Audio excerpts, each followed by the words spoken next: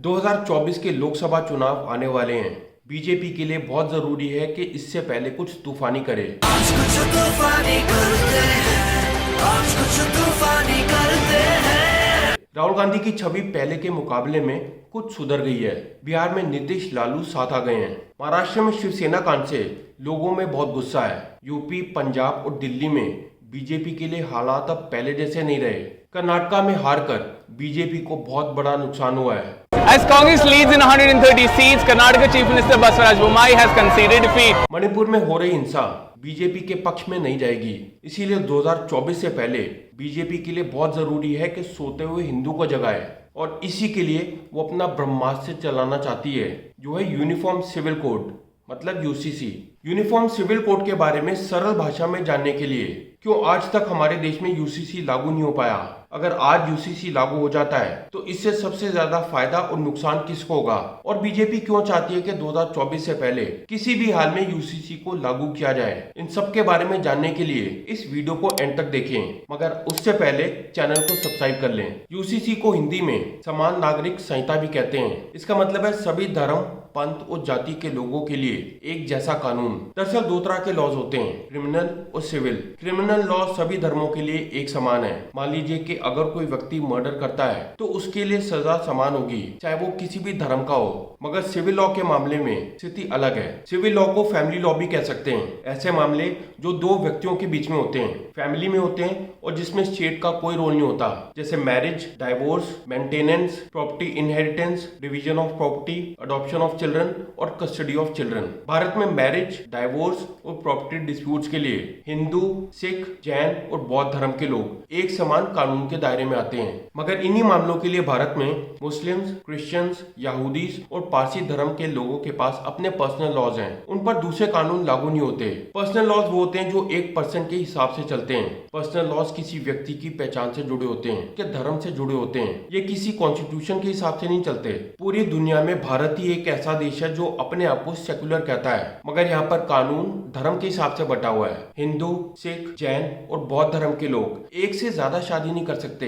ये गैर कानूनी मानी जाएगी। अगर कोई व्यक्ति अपनी पत्नी को तलाक दिए बिना दूसरी शादी करता है तो ये अपराध माना जाएगा और उसे 10 साल की सजा हो सकती है। मगर मुस्लिम पर्सनल लॉज के मुताबिक एक व्यक्ति बिना तलाक के 4 शादियां कर सकता है। हिंदू, सिख, जैन और बौद्ध धर्म में लड़कियों को 18 साल में बालिग माना जाता है, मगर मुस्लिम पर्सनल लॉज में 15 साल की उम्र में ही लड़कियों की शादी हो सकती है और इसे जायज माना जाता है। हिंदू, सिख, जैन और बौद्ध धर्म में तलाक के बाद पत्नी अपने पति से मेंटेनेंस मांग सकती है, मगर मुस्लिम पर्सनल लॉज में कहा जाता है कि 4 महीने 10 दिन तक पति अपनी पत्नी को थोड़ी बहुत मेंटेनेंस देता है, लेकिन इसके बाद कोई भी क्लैरिटी नहीं है। हिंदू धर्म में किसी भी महिला को पिता और पति की संपत्ति में बराबर का हक मिलता है, मगर इस्लाम में ऐसा नहीं है। बेटे की तुलना में बेटी को अपने माँ बाप की संपत्ति में सिर्फ आधा अधिकार मिलता है। मान लीजिए कि अगर माँ बाप की संपत्ति 100 रुपए की है तो उसमें से 50 रुपए बेटे को मिलेंगे और 25 रुपए बेटी को। हिंदू धर्म में तलाक के बाद आदमी और औरत आपस में फिर से शादी कर सकते हैं, मगर इस्लाम में तलाक के बाद आपस में फिर से निकाह करने के लिए हलाला जरूरी है। इसका मतलब है पहले किसी और से निकाह करके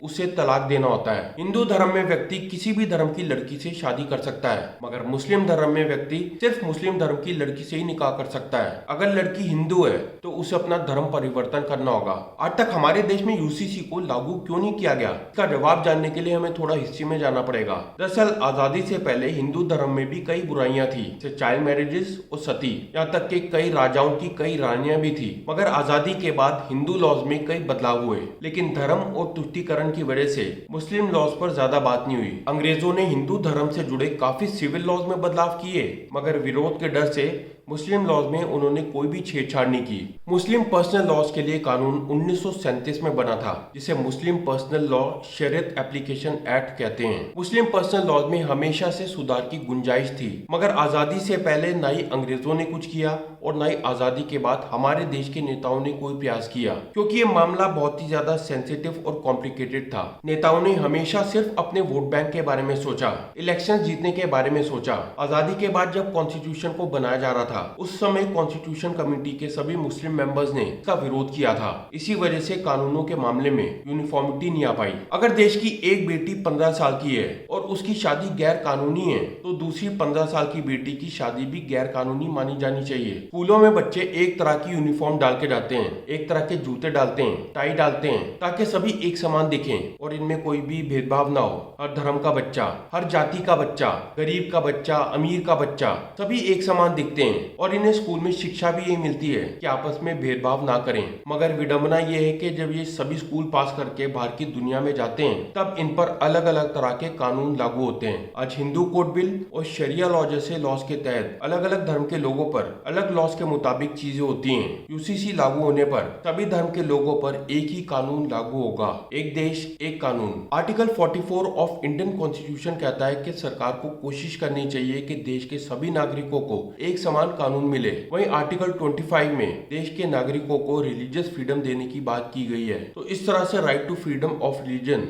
यूसीसी से ऊपर आता है। मगर समय के साथ साथ हिंदू पर्सनल लॉज में मॉडर्नाइजेशन हुआ है, मगर बाकी पर्सनल लॉज में नहीं। यूनिफॉर्म सिविल कोड क्यों जरूरी है? जब भी इस बारे में बात होती है तो 1985 के शाहबानो केस का जिक्र करना जरूरी हो जाता है। मोहम्मद अहमद खान ने ट्रिपल तलाक देकर अपनी बीवी शाहबानो को बेघर कर दिया था, मेंटेनेंस देने से भी इनकार कर दिया था, मगर शाहबानो ने हार नहीं मानी। उसने ये लड़ाई अंत तक लड़ने का फैसला किया। सुप्रीम कोर्ट को बीच में आना पड़ा और अंत में शाहबानो की जीत हुई और उसे उसका हक मिला। सुप्रीम कोर्ट ने उस समय कहा था कि right to equality freedom of religion से ज्यादा इंपॉर्टेंट है, मगर बाद में मुस्लिम समुदाय के विरोध के चलते उस समय की राजीव गांधी सरकार को सुप्रीम कोर्ट का ये फैसला पलटना पड़ा। यूसीसी के लागू होने से मैरिज, डाइवोर्स, प्रॉपर्टी और अडॉप्शन के मामलों में सबके लिए एक ही कानून होगा, फिर चाहे वो किसी भी धर्म का हो। अलग अलग धर्म के लोगों के अलग कानून की वजह से जुडिशरी पर भी बोझ पड़ता है। यूसीसी के लागू होने से इस परेशानी से भी छुटकारा मिलेगा, नेशनल यूनिटी और भाईचारा बढ़ेगा। अगर भारत में यूसीसी लागू हो जाता है तो यूनिफॉर्म सिविल कोड वाला भारत अकेला देश नहीं होगा। इससे पहले America, Pakistan, Bangladesh, Turkey, Malaysia, Indonesia, Egypt और सूडान में भी यूसीसी लागू है। इसके अलावा भारत में गोवा एक ऐसा राज्य है जहां पर यूनिफॉर्म सिविल कोड लागू है। चलिए देखते हैं कि बीजेपी 2024 से पहले यूनिफॉर्म सिविल कोड को किसी भी हाल में लागू क्यों करना चाहती है। लोकसभा इलेक्शन 2024 में और उससे पहले बीजेपी अपना सीना ठोक कर कहना चाहती है कि हमने आज तक जो भी वादे किए सब पूरे किए। सबसे पहले हमने वादा किया था कि जम्मू कश्मीर से आर्टिकल 370 को हटा देंगे, हमने वो करके दिखाया। उसके बाद हमने कहा कि ट्रिपल तलाक हटाएंगे, हमने वो भी करके दिखाया। वैसे यहाँ पर मैं आपको एक बात बता दूं कि एक्सपर्ट्स का मानना है कि ट्रिपल तलाक हटाने के बाद मुस्लिम फैमिलीज में डाइवोर्स रेट्स कम हो गए हैं। उसके बाद बीजेपी ने कहा कि हम अयोध्या में राम मंदिर बनाएंगे। मंदिर का निर्माण शुरू हो चुका है। बीजेपी का चौथा और आखिरी वादा था यूनिफॉर्म सिविल कोड, जिसे वो अगले साल से पहले किसी भी हाल में पूरा करना चाहती है। सब वोट्स का खेल है बाबू भैया,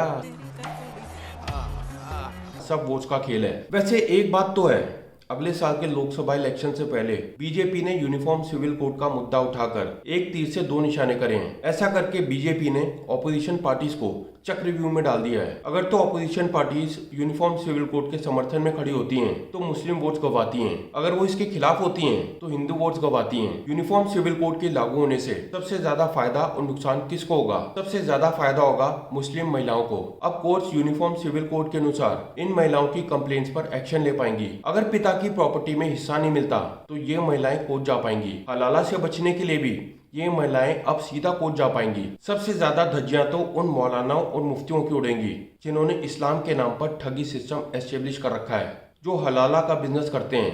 सबसे ज्यादा नुकसान उन लोगों का होगा जो अपनी बीवियों को तलाक तलाक तलाक देकर एलिमनी के नाम पर 5 से 10 हजार रुपए देते हैं और कहते हैं कि मेरे घर से बाहर निकल जा।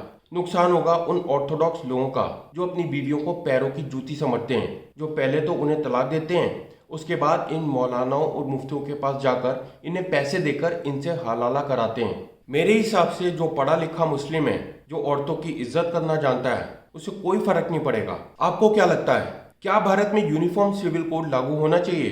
क्या 2024 से पहले बीजेपी यूनिफॉर्म सिविल कोड को लागू कर पाएगी? अपनी राय नीचे कमेंट सेक्शन में लिख के बताएं। अगर आपको ये वीडियो इन्फॉर्मेटिव लगी हो तो इसे लाइक करें, शेयर करें और चैनल को सब्सक्राइब करें।